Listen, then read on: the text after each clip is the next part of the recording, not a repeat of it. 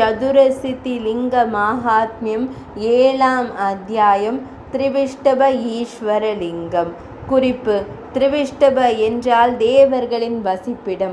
நாரத மாமுனிவர் மகாகாலவனத்தின் மகிமையை தேவர்களுக்கு விவரித்தவுடன் அதை கேட்டு ஈர்க்கப்பட்டு தேவர்கள் திரிவிஷ்டபத்தை விட்டு வெளியேறி மகாகாலவனத்திற்கு குடிபெயர்ந்தனர். தன்னை காலியாக கண்ட திரிவிஷ்டபர் ஒரு வடிவத்தை எடுத்து மகாகாலவனத்திற்கு வந்தார். அங்கு ஒரு லிங்கத்தை நிறுவும்படி ஒரு தெய்வீக குரல் அவரிடம் கூறியது. அவர் இணங்கினார். லிங்கத்திற்கு திரிவிஷ்டபேஸ்வரர் என்று பெயரிடப்பட்டது. ஸ்ரீ மகாதேவர் கூறினார்: தேவி, மலையின் மகளே, 7வது தெய்வம் திரிவிஷ்டபேஸ்வரர். அந்த தெய்வத்தின் பார்வையால் மட்டுமே சொர்க்க உலகம் அடையப்படுகிறது. முன்பு தேவி அசுத்தங்களிலிருந்து விடுபட்ட வான முனிவரான நாரத மாமுனிவர் தேவேந்திரனை காணும் விருப்பத்துடன் திரிவிஷ்டபத்திற்கு சொர்க்கத்திற்கு சென்றார். அங்கே வான பூங்காவின் அழகிய பகுதியில் தேவர்களின் தலைவனான தேவேந்திரன் அமர்ந்திருப்பதை கண்டார். பூங்கா கல்ப ஆசையை தரும் மரங்களால் பிரகாசித்தது போல ஒளிர்ந்தது. தொடுவதற்கு இனிமையான மென்மையான காற்று இங்கும் வீசியது.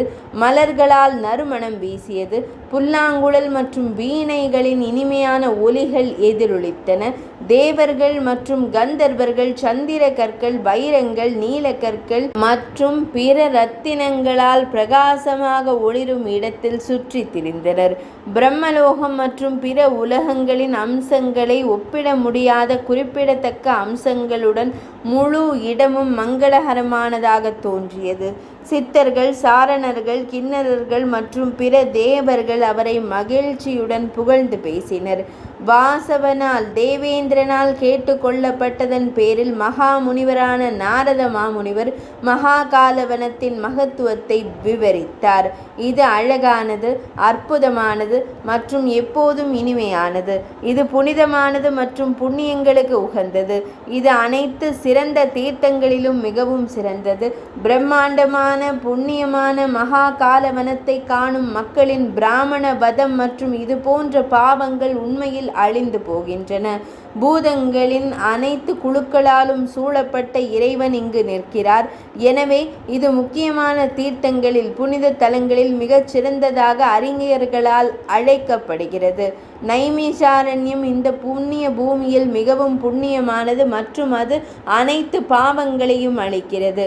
புஷ்கரம் சிறந்த தீர்த்தம். தகுதியில் அதைவிட 10 மடங்கு பெரிய அதிக செயல்திறன் கொண்டது என்று அறிவிக்கப்படுகிறது.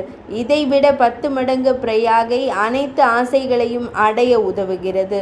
நன்கு அறியப்பட்ட அமரேஸ்வரர் 10 மடங்கு அதிக செயல்திறன் கொண்டது என்று கூறப்படுகிறது. பிராசி கிழக்கு. சரஸ்வதி 10 மடங்கு புண்ணியசாலியாக நினைவு கூறப்படுகிறாள். கயா குபா இன்னும் சிறந்தது. இது இதைவிட 10 மடங்கு புண்ணியசாலி என்றும் குறிப்பிடத்தக்கது என்றும் கூறப்படுகிறது. புனிதமான வாரணாசி 10 மடங்கு புண்ணியசாலி. மகாகாலவனம் இன்னும் சிறந்தது மற்றும் 10 மடங்கு சிறந்தது. வாரணாசியை விட சக்கரரே. உண்மையில் மகாகாலவனம் 3 உலகங்களுக்கும் ஒரு அலங்காரம். உலக இன்பங்களையும் முக்தியையும் அளிக்கும் 60,000 கோடி 600 கோடி லிங்கங்கள் அங்கே உள்ளன. 9 கோடி சக்திகள் அந்த புனித இடத்தில் தங்குகிறார்கள். சதக்ருது இங்கு இருக்கும் புழுக்கள், பூச்சிகள் மற்றும் வெட்டுக்கிளிகள் கூட தெய்வீக விதமான ரதங்கள் மூலம் நித்திய ருத்ரலோகத்திற்கு செல்கின்றன. நாரத மாமுனிவரிடமிருந்து இந்த அற்புதமான மகிமையை கேட்டதும் சூரர்களில் மிகச் சிறந்தவரான வாசவர் அனைத்து தேவர்களின் குழுக்களுடனும் மிகுந்த மகிழ்ச்சியுடன் ஸ்ரீ மகா காலவனத்திற்கு விரைந்து வந்தார். அவர்கள் அத்தகைய அழகான மற்றும் அற்புதமான மகா காலவனத்தை கண்டார்கள். மகா காலவனம் பிரளய காலத்தில் கூட அழியாத ஒன்றாக அறிவிக்கப்படுகிறது. மாளிகைகள் பல்வேறு வகைகளில் உள்ளன மற்றும் தங்கத்தால் ஆனவை. அவை பதிக்கப்பட்டுள்ளன. 100கணக்கான அரண்மனைகள், பூமியின் ஒவ்வொரு பகுதியிலிருந்தும் சேகரிக்கப்பட்ட நகைகள் மற்றும் பவளங்களால் அலங்கரிக்கப்பட்டுள்ளன. அவை வைரங்கள் மற்றும் நீல கற்களால் பதிக்கப்பட்டுள்ளன. சில தூய படிகங்களால் பதிக்கப்பட்டுள்ளன. அலங்கார வாயில்கள் பல்வேறு வடிவங்களில் உள்ளன மற்றும் மாணிக்கங்களால் அலங்கரிக்கப்பட்டுள்ளன. அத்தகைய அழகான மற்றும் சிறந்த மகா காலவனத்தை கண்டதும் அனைத்து தேவர்களும் மகிழ்ச்சி அடைந்து நாரத மாமுனிவரை புகழ்ந்தனர். அவர்கள் கூறினார்கள், மிகவும் புத்திசாலிகளே, இந்த கதை வான முனிவரால் நாரத மாமுனிவரால் கூறப்பட்டதால் நாங்கள் அதை நம்புவோம். நாங்கள் கைலாசத்திற்கோ அல்லது அதே வகையைச் சேர்ந்த மேருவிற்கோ செல்ல மாட்டோம். நாங்கள் மந்தாரத்திற்கோ செல்ல மாட்டோம். நாங்கள் திரிவிஷ்டபத்திற்கு செல்ல மாட்டோம். இது மட்டுமே சிறந்த அமராவதி. இது மங்களகரமான போகவதி. இது தாத்தாவான பிரம்மதேவரின் உலகம். அதேபோல் இது பகவான் ஸ்ரீ மகாவிஷ்ணுவின் உலகம். இதற்கிடையில் அழகான பெண்ணே, திரிவிஷ்டபர் வெறிச்சோடி காலியாகிவிட்டார். தான் வெறுமையாக இருப்பதை உணர்ந்து அதை குறித்து மீண்டும் மீண்டும் சிந்தித்து கொண்டிருந்த போது அது அதன் சொந்த உடல் வடிவத்தை எடுத்து உள்நோக்கி சென்றது. என்னை கைவிட்டு எல்லா தேவர்களும் மகா காலவனத்திற்கு சென்று விட்டார்கள்.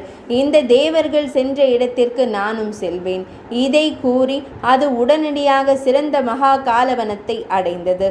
பின்னர் அது உலகம் முழுவதும் உள்ள மிகச்சிறந்த தீர்த்தத்தை உற்சாகமாக பார்வையிட்டது. தேவர்களால் சூழப்பட்ட அழகிய புனித தலத்தை கண்டது. அதே நேரத்தில் ஒரு உருவமற்ற குரல் பேசியது. அசரீரி வாக்காக கூறியது, திரிவிஷ்டபரே, கார்கோடகத்தின் கிழக்கிலும் மகா மாயாவின் தெற்கிலும் உங்கள் சொந்த பெயரால் என்னை இங்கே நிறுவுங்கள். தேவர்களின் இறைவனால் இவ்வாறு கூறப்பட்ட போது அது மகிழ்ச்சி அடைந்தது. தெய்வத்தின் மீது மனதை நிலைநிறுத்தி திரிவிஷ்டபா தனது சொந்த பெயருக்கு பிறகு திரிவிஷ்டபேஸ்வரர் என்ற தெய்வத்தை நிறுவினார். அற்புதமான முகபாவனை கொண்ட பெண்ணை அதை அற்புதமான மலர்களால் வணங்கிய பிறகு அது இவ்வாறு கூறியது, இன்று முதல் பூர்லோகம் உங்கள் பெயரால் புகழ் பெறும். தவறுகளை செய்தாலும் உங்களை விடாமுயற்சியுடன் காண்பவர்கள் கூட தெய்வீக அலங்காரங்களால் அலங்கரிக்கப்பட்ட மிகப்பெரிய இடத்திற்கு செல்வார்கள். 8வது அல்லது 14வது சந்திர நாளில் அல்லது குறிப்பாக சூரியன் சஞ்சாரம் செய்யும் நாளில் உங்களை வணங்கும் பக்தியுள்ள ஒருவர் ஒரு சிறந்த வான்வெளி ரதத்தில் ஏறி என் அருகில் செல்வார். நகைகளால் அலங்கரிக்கப்பட்ட தேர் எங்கு வேண்டுமானாலும் செல்லலாம். அது உதய சூரியனை போன்றது. அவர் என் அருகில் இருப்பார். பல்வேறு வகையான தானங்களால் என்ன பயன்? பல்வேறு வகையான யாகங்களால் என்ன பயன்? தங்களை பக்தியுடன் காண்பவர்கள் அந்த அனைத்து நன்மைகளையும் அடைவார்கள். இதில் எந்த ஐயமும் இல்லை. அவர்கள் உங்களை வணங்குவதற்காக பல்வேறு விரும்பிய நோக்கங்களை அடைவார்கள். என்னுடைய சிறந்த லிங்க திரிதசாக்கள் தேவர்கள் கூறினார்கள், ஆசீர்வதிக்கப்பட்ட திரிவிஷ்டபரால் பிரதிஷ்டை செய்யப்பட்ட பகவான் ஈஸ்வரரை வழிபடும் பாக்கியவான்கள், பகவான் திரிவிஷ்டபேஸ்வரரை வழிபடுபவர்கள் திரிவிஷ்டபத்தில் நிரந்தரமாக தங்குவார்கள். இதை கூறிய பிறகு அவர்கள் மீண்டும் திரிவிஷ்டப லிங்கத்தை வழிபட்டனர். திரிவிஷ்டபத்துடன் சேர்ந்து அவர்கள் தங்கள் அசல் உலகத்திற்கு சென்றனர். இவ்வாறு பாவங்களை அழிக்கும் சக்தி தேவி தமக்கு சொல்லப்பட்டுள்ளது. இதை கேட்பதன் மூலமோ அல்லது பாராயணம் செய்வதன் மூலமோ ஒருவர் சொர்க்கத்தில் நிரந்தரமாக தங்குவார்.